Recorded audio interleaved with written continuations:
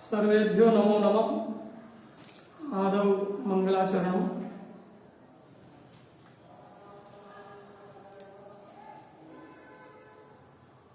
जन्माद्यस्य यतो मयादितरतश्चार्थेष्वभिघ्नस्वराट् तेने ब्रह्महृदा ययादिकवये मुह्यन्ति यत्सूरयः तेजो वारि मृदां यथा विनिमयो यत्र त्रिसर्गो मृषा धाम्ना स्वेन सदा निरस्तकुहकं सत्यं परं धीमहि सत्यं परं धीमहि।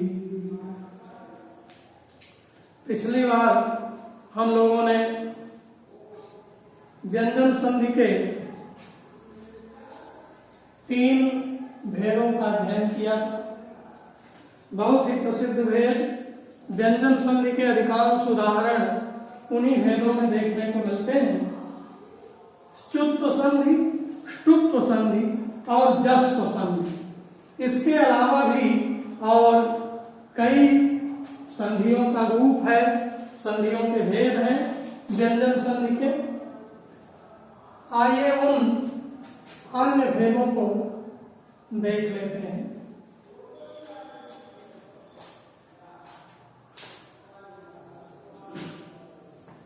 इधर संधि का नाम दे रहे हैं चर्प संधि, लत्व संधि, अनुस्वार संधि, अनुनासिक संधि और अणत्व संधि। इसके अलावा भी है छत्व संधि है और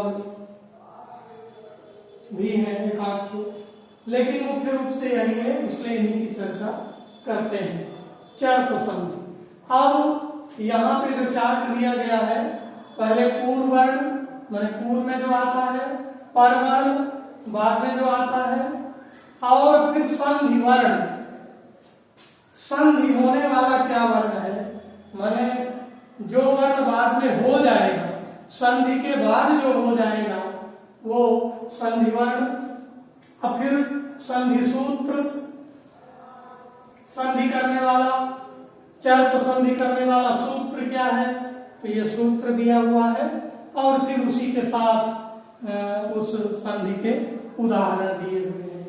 इस प्रकार से ये 5-6 पार्ट में देखेंगे सारी चीजें।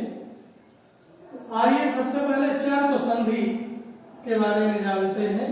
चर्प संधि का सूत्र है खरिच। 3 अक्षर का सूत्र है खरिच, लेकिन इसी में सारा अर्थ छिपा हुआ है। ये विशेष बात है वैयाकरणों की कि सूत्रे स्वदिष्टम पदम सूत्रांतरादनुवर्तनीयम सर्वत्र। चूंकि इसके पहले जस्व संधि आ रही है, झलाम जस झसी झलाम जसोंते, ये सूत्र आ रहे हैं, इसलिए खरिच में झलाम या झल इत्यादि शब्दों का प्रयोग न करके वो पूर्व से ही ले लिया गया। और खरिच सूत्र का मतलब हुआ कि यदि झल प्रत्याहार के वर्ण आए और उसके आगे खर प्रत्याहार का वर्ण आए तो झल प्रत्याहार के वर्णों को चर प्रत्याहार का वर्ण हो जाएगा। तो झल क्या है, खर क्या है और चर क्या है, ये तीनों प्रत्याहार हैं।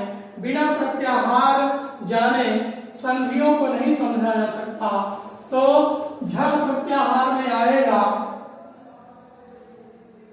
चौथा वर्ण, तीसरा वर्ण,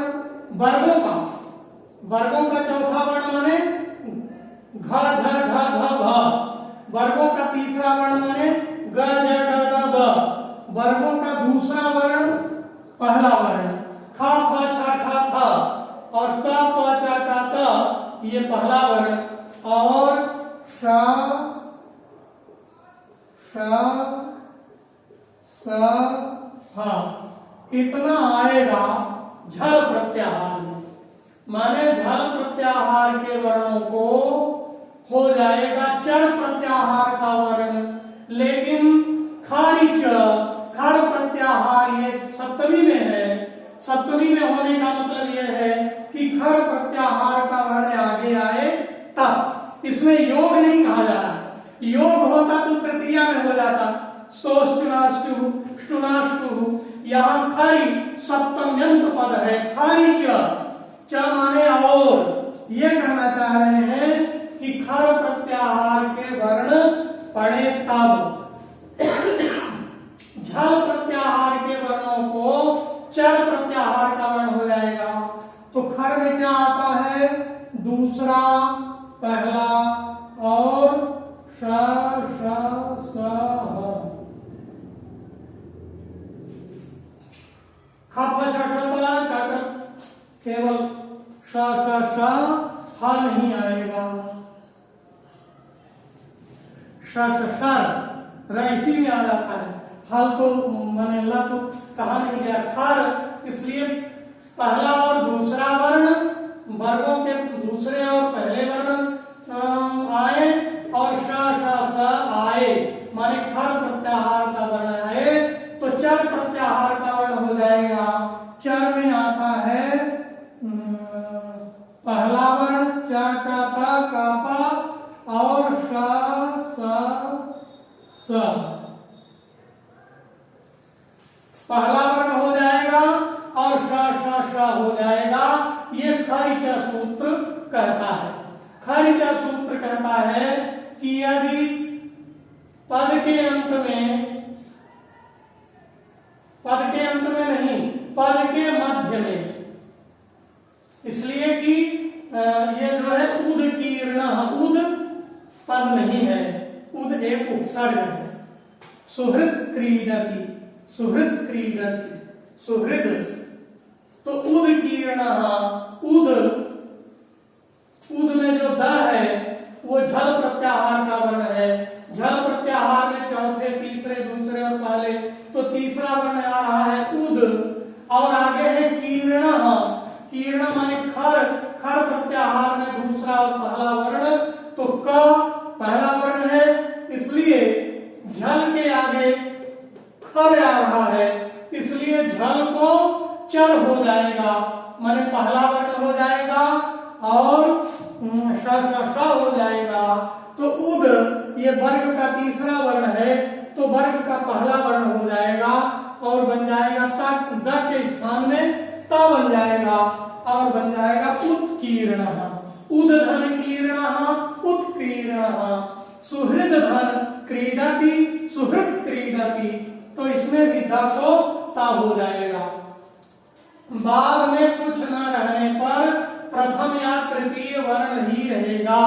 अर्थात यदि झल प्रत्याहार के बाद कोई वर्ण न रहे, बाद में कुछ न रहने पर माने झल प्रत्याहार के बाद खर प्रत्याहार का वर्ण रहे तो झल को चर हो जाएगा। यह सूत्र खरिच कहता है। और ये कह रहा है कि बाद में कुछ न रहे पर माने झल प्रत्याहार के बाद में कुछ भी न रहे तो दोनों विकल्प से हो जाएगा। प्रथम या तृतीय वर्ण ही रहेगा, चाहे प्रथम वर्ण रहे चाहे तृतीय वर्ण रहे, दोनों भी रखा जा सकता है। जैसे वाक, अब वाक के आगे कोई शब्द नहीं है, कोई अगला पद नहीं है, इसलिए वाक भी हो सकता है, बाघ भी हो सकता है, रामात भी हो सकता है, रामाग भी हो सकता है। क्योंकि उसके आगे कोई पद नहीं है, इसलिए संधि और परिवर्तन का सवाल ही नहीं उठता। अगला है चर। तो संधि में हम लोगों ने क्या देखा कि चूंकि चर हो जाता है, क्या हो जाता है? चर। चर तो संधि में चूंकि चर होता है, पहला वर्ण और सा ये चर तो चर प्रत्याहार का वर्ण हो रहा है, इसलिए चर प्रत्याहार के वर्ण होने के कारण इस संधि का नाम चर तो संधि है। चर धन बराबर हो जाएगा चरत्व।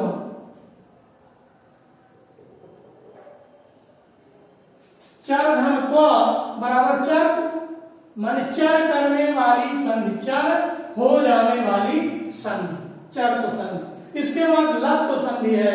लट संधि का एक छोटा सा सूत्र है, तोरली, तोरली, तो धन ली, इसमें भी संधि है, तो धन ली, तो के विसर्ग को रकार हो गया सज सूत्र से, तो बन गया तोरली, विसर्ग को र बन गया और तोरली, र का जो है आधे र का ऊर्ध्वगमन होता है। जल तुम एक वार्तिक है कि जल तुम्बिका न्याय न रेफस्योर्ध्वगमनम, रेफ का ऊर्ध्वगमन कैसे होता है, जैसे जल की तुमड़ी ले ले लौकी की और जल में गहराई में उसको दबाए डाले तो वो तुमड़ी खट से ऊपर आ जाती, ऐसे आ जाती, माने वो तुमड़ी दबेगी नहीं। इसलिए जल तुम्बिका न्याय न रेफस्योर्ध्वगमनम, र, ये जो र है ये यहाँ पर विसर्ग को र हुआ तो र लिख करके हल भी कर सकते थे, लेकिन र का नियम है कि वो ऊपर ही जाएगा, रेफस्योर्ध्वगमनम, तो तोरली हो गया। अब इसका अर्थ होगा कि तवर्ग के बाद यदि लकार आए तो तवर्ग को लकार हो जाएगा, सीधा सा नियम है। तोरली माने तवर्ग के बाद ही ल आए, तवर्ग के बाद ही ल आए, इसमें योग नहीं कहा गया है। तवर्ग के बाद आने के लिए ली चूंकि सप्तमी अंत पद है, तो तवर्ग के बाद ल आए तो तवर्ग को ल हो जाएगा, ये सूत्र कहता है तोरली। जैसे उदाहरण के लिए तत्धन लया, तत्धन लया, तत्धन लया में यहाँ तवर्ग आ रहा है त और आगे ल आ रहा है, इसलिए तवर्ग को ल हो जाएगा, माने लकार हो जाएगा, तत् लया, तत् को भी ल हो गया तो बन गया तल लया। इसी तरह से तत्धन लीनः तल्लीनः, उत्धन लेखा उल्लेखा, इस तरह से बहुत सारे उदाहरण लट संधि के मिलेंगे। तोरली सूत्र से ये सीधे जो है तवर्ग को लकार कर देने वाला सूत्र है, तोरली, लट संधि। इसके बाद है अनुस्वार संधि। अनुस्वार संधि का मतलब होता है, लट संधि का मतलब कि ल करने वाली संधि, तवर्ग को ल करने वाली संधि।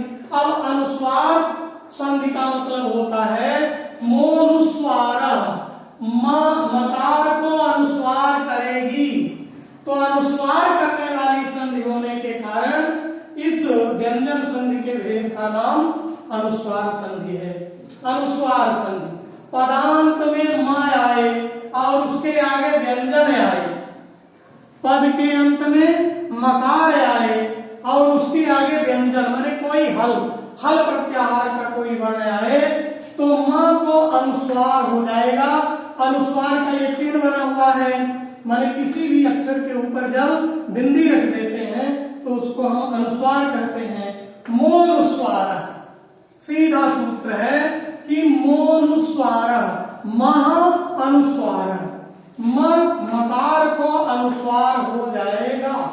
अब यहाँ उदाहरण है हरिम धन बंदे, हरिम धन बंदे, हरिम में मकार आ रहा है, पदांत में म होना चाहिए, सूत्र कहता है मोनुस्वार, पदांत में म होना चाहिए, तो यहाँ हरिम में हरिम पदांत है, चूंकि हरि शब्द में जब प्रत्यय लगेगा अम, सु औजस अम औजस, हरिम हरि शब्द का द्वितीय एक वचन का रूप है, इसलिए हरिम पद है, तो हरिम पद के अंत में मकार है और मकार के बाद में वह व्यंजन है, इसलिए मकार को जो है अनुस्वार हो जाएगा। अब बन जाएगा हरिम बंदे, हरिम बंदे, हरिम बंदे, माने मकार को अनुस्वार हो गया, हरिम बंदे।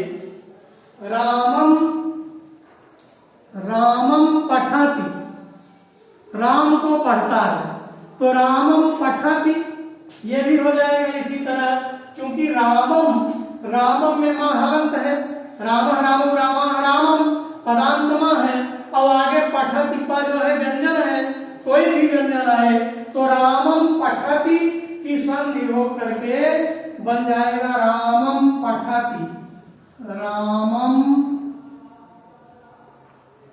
पठति बराबर हो जाएगा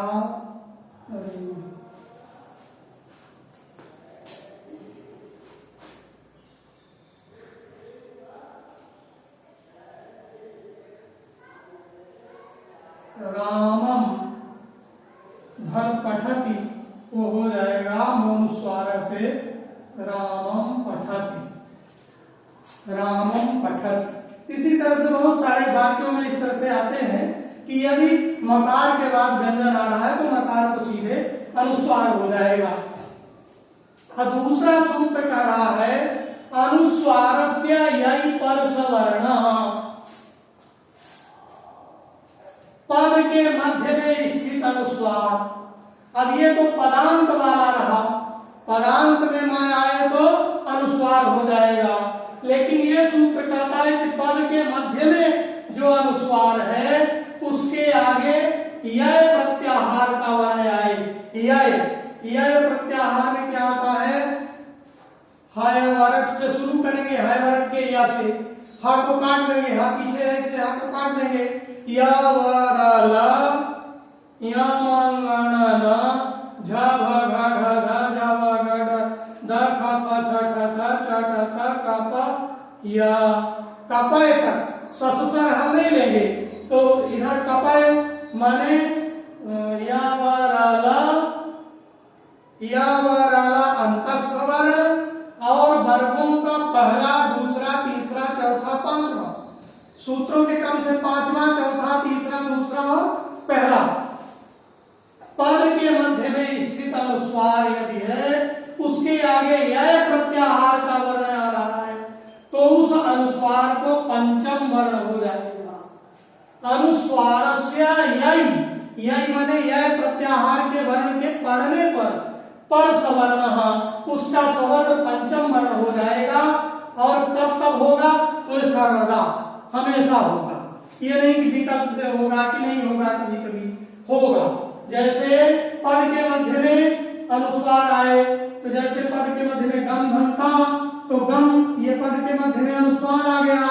और आगे है यह प्रत्याहार का वर्ण ता जो है प्रथम वर्ण है तो बन जाएगा गंता, शाम घंटा, शांत, शाम, ये मकार का आगे ता का जो है पंचम वर्ण हो जाएगा न, तो ये हो जाएगा शांता,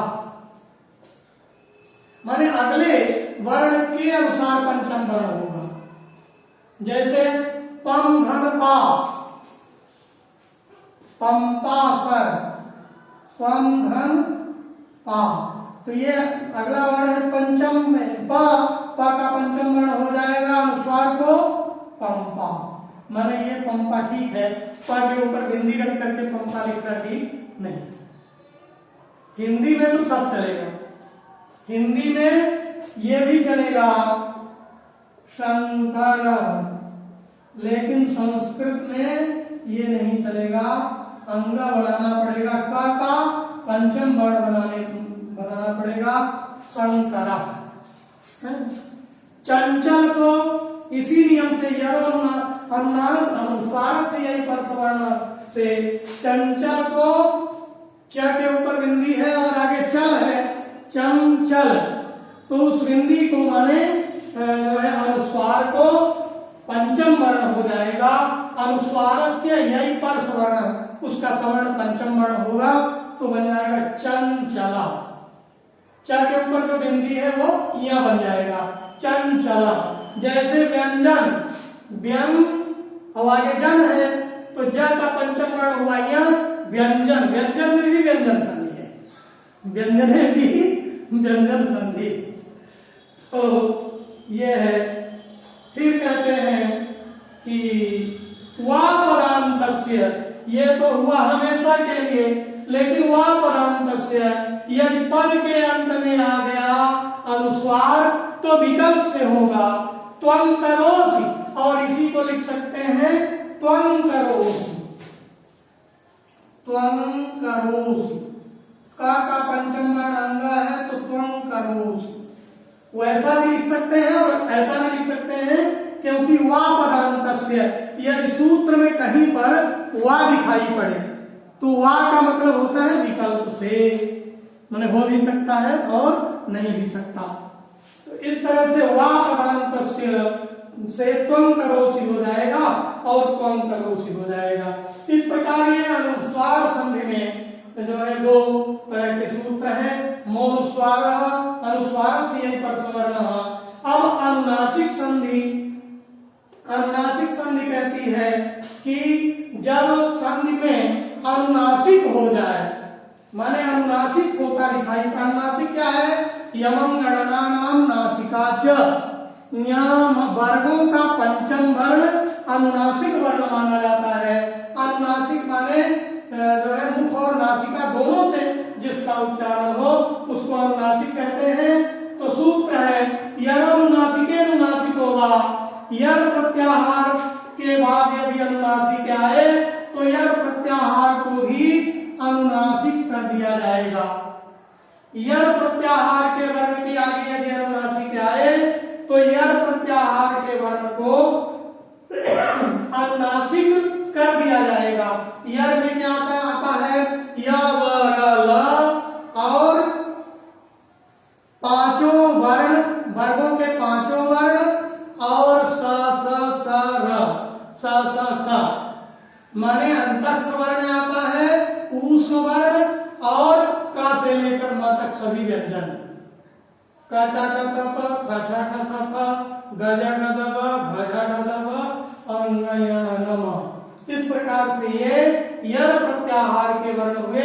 यर प्रत्याहार के वर्ण के आगे यदि अनुनासिक आए, आगे आए, क्योंकि यरह अनुनासिके सप्तमी में है, अनुनासिक के होने पर अनुनासिको वा, अनुनासिक हो जाएगा। वा माने विकल्प से, सर्वदा नहीं होगा, विकल्प से होगा।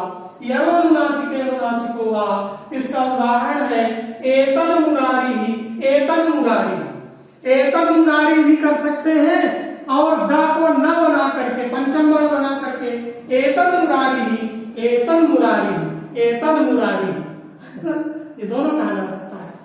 ये मुरारी है, एतद मुरारी, एतद मुरारी हम विकल्प से करेंगे। हमारी इच्छा है कि हम पंचम वर्ण न करेंगे, अनुनासिक नहीं करेंगे, विकल्प से होगा। तो एतद मुरारी ही एतद मुरारी ये हो गया। अब इसी में कहते हैं कि भाई प्रत्यय भाषायाम नित्यम, प्रत्यय माने यदि प्रत्यय का कोई अनुनासिक वर्ण आ रहा है, प्रत्यय, प्रत्यय अनुनासिके माने प्रत्यय में यदि अनुनासिक वर्ण आ रहा है भाषायाम, तो भाषा में तो नित्यम माने हमेशा होगा।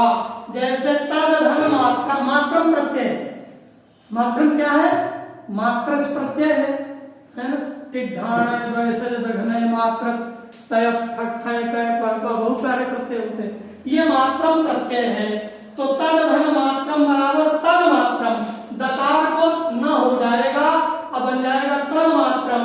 यर के बाद अनुनासिक हो, यर प्रत्याहार में द आता है और अनुनासिक म आ रहा है तो द को अनुनासिक हो जाएगा। अब द को अनुनासिक पंचम वर्ण होगा तो बन जाएगा तद मात्रम। इसी तरह से वाक्मयम, तो आगे म है और क भी जो है यर प्रत्याहार में आता है, इसलिए इसका पंचम वर्ण अंगा होगा। वांगमयम, चिन्मयम, चिन्ह धनमयम, चिन्मयम, इस तरह से ये मयम मात्रम ये जो है प्रत्यय है, इसलिए प्रत्यय भाषायाम नित्यम, प्रत्यय में हमेशा ये पंचम वर्ण हो ही जाता है। ये अनुनासिके अनुनासिक हुआ, इसलिए इसमें अनुनासिक संधि हुई है। अनुनासिक संधि का मतलब हुआ कि जब अनुनासिक हो जाए, पंचम वर्ण हो जाए तो उसको अनुनासिक संधि कहते हैं। अब एक बहुत महत्वपूर्ण व्यंजन संधि का सूत्र है अणत्व विधान करने वाला। कहां पर अणत्व हो जाएगा, कहां पर नहीं हो जाएगा, इसमें बड़ा मतभेद हो जाता है, कभी कभी समझने में बड़ी दिक्कत हो जाती है।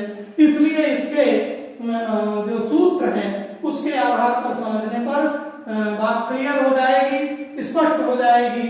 अणत्व विधान कहाँ होता है, माने न को ण कहाँ किया जाता है, कहाँ नहीं किया जाता। तो सूत्र है रसाभ्याम रसाभ्याम नोण समान पदे, समान पद में माने एक ही पद में, समान पद माने समान माने एक, ये और ये समान है माने एक, समान माने एक, समान पदे माने एक पदे, रसाभ्याम रश्च सश्च इति रसौ ताभ्याम, रसाभ्याम, रसाभ्याम माने र का और श का योग हो तो नो न को न हो जाएगा, न को न हो जाएगा, न हो जाएगा समान पदे एक पद में होने पर। अच्छा, एक दूसरा सूत्र है, इसको यहां पूरा नहीं लिखा, अट कुप्वाम नुम व्यवायेति, अट कुप्वाम नुम व्यवायेति, अट माने अट प्रत्याहार का वर्ण हो, कु माने का खा गा घा हो, अट कुप्वाम वांग कुआंग, पु माने पापा ब्रह्मा हो, आंग माने आ हो, अट कुप्वाम नुम और नकार हो। तो इतने जब वर्ण आएंगे तो रसाभ्याम होना समान पदे, राय और साय आए, अट प्रत्याहार का वर्ण पु और टू माने कबर पबर गया है, और न आए तो न को न हो जाएगा।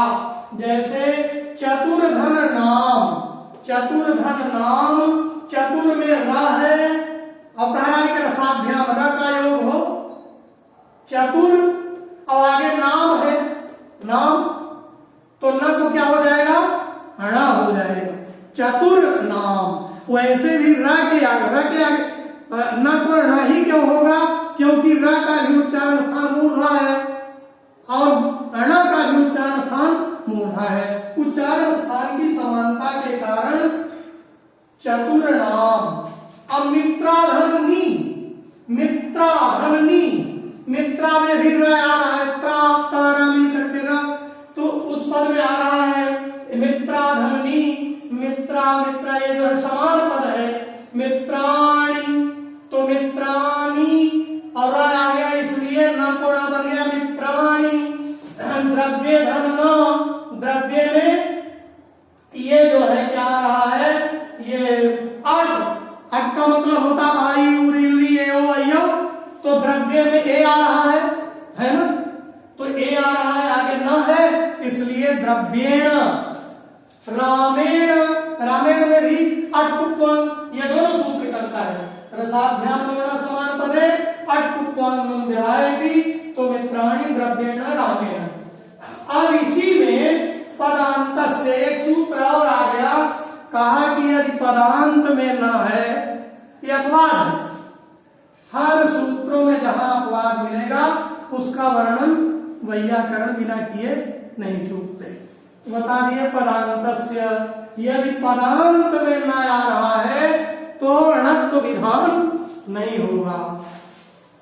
जैसे रामान, राम रामो रामा, रामम रामो रामान, रामान में पद है, रामान पद हो गया, सुबंत प्रत्यय जुड़ गया सु, इसलिए रामान द्वितीय विभक्ति बहुवचन का रूप है, तो पदांत में ना को नहीं हुआ, रामान नहीं बना, रामान, वृषभान। इस तरह से पदांत से सूत्र न को नहीं करने देता, जैसे रामान है, वृषभान है, इस तरह से ये अणत्व विधान नहीं करता, तो ये अणत्व संधि है। और इसी प्रकार से एक संधि और है जिसको छत्व संधि कहते हैं, माने छ करने वाली संधि, छेच सूत्र है उसका, दो ही अक्षर का सूत्र है छेच। और छेच सूत्र क्या करता है, जैसे छेच मतलब छ जुड़ जाएगा, छ जुड़ जाएगा, जैसे वृक्षधन छाया, वृक्ष छाया, उसमें क्या जुड़ गया है ना, वृक्षधन छाया, वृक्ष छाया। और श को स छोटी, एक सूत्र और है जो श को छ करता है, जैसे श्रीमत शंकराचार्य, श्रीमत शंकराचार्य, तो इधर ता है और आगे श है, तो कहते हैं सस छोटी, को हो जाएगा छ। यदि अट प्रत्याहार का वर्ण आए तब तो श्रीमत शंकराचार्य, तो इसमें हो जाएगा स को छ हो जाएगा श्रीमत, और फिर एक सूत्र है जो खरीचा से च कर माने चर तो करेगा, तो श्रीमत मत का च हो जाएगा श्रीमत, अब श को छ हो गया शंकराचार्य, तो जुड़ गया श्रीमत शंकराचार्य, श्रीमत शंकराचार्य। एक बार शंकराचार्य जी को किसी ने पत्र लिखा और लिखा श्रीमत शंकराचार्य महाराज काशी सुमेर पीठ फला फला लिख दिया, पता में नीचे लिख दिया। अब पत्रवाहक ने कहा कि भाई, उसने सोचा कि श्रीमत शंकराचार्य लिखा है तो श्री तो नाम के पहले श्री लगती ही है, इनका नाम है मत शंकराचार्य, नाम है मत शंकराचार्य। तो पूछने लगा कि भाई यहाँ कोई मत शंकराचार्य रहते हैं? तो कहीं मत शंकराचार्य तो कोई नहीं रहते। हाँ, शंकराचार्य जी का आश्रम है यहाँ। बोले शंकराचार्य जी तो उसने लिखा ही नहीं है, इसमें तो लिखा है श्री मत शंकराचार्य। अब किसी पंडित ने संधि लगा करके लिख दिया और श्री को उसमें जोड़े थे, पंडित ने गलत नहीं लिखा था, श्रीमत शंकराचार्य संधि करके लिखा था। श्री को उस पत्रवाहक ने अलग समझ लिया, मत शंकराचार्य को अलग समझ लिया, जिसके कारण उसको तो संधि आती नहीं थी। उसने कहा मत शंकराचार्य जी कहाँ रहते हैं? सबने कहा भाई यहाँ शंकराचार्य जी रहते हैं, मत शंकराचार्य कोई नहीं रहते। तो कहने का मतलब यह है कि ये छोटी सूत्र श को छ करता है तो छत तो संधि हो जाती है। इस प्रकार से हमने देखा व्यंजन संधि के पहले वाले पीरियड में हमने देखा चुप्त संधि, ष्टुप्त संधि और जस्त संधि, और ये दूसरे पीरियड में देखा चर्त संधि, लप्त संधि, अनुस्वार संधि, अनुनासिक संधि और णत्व संधि। इस प्रकार से व्यंजन संधि का मुख्य जो सूत्र है और सूत्र के द्वारा आधारित उदाहरण है उनको हम लोगों ने समझने की कोशिश की है। अब इसके बाद अगले चक्र में हम लोग विसर्ग संधि के नियमों को देखेंगे और इसी के साथ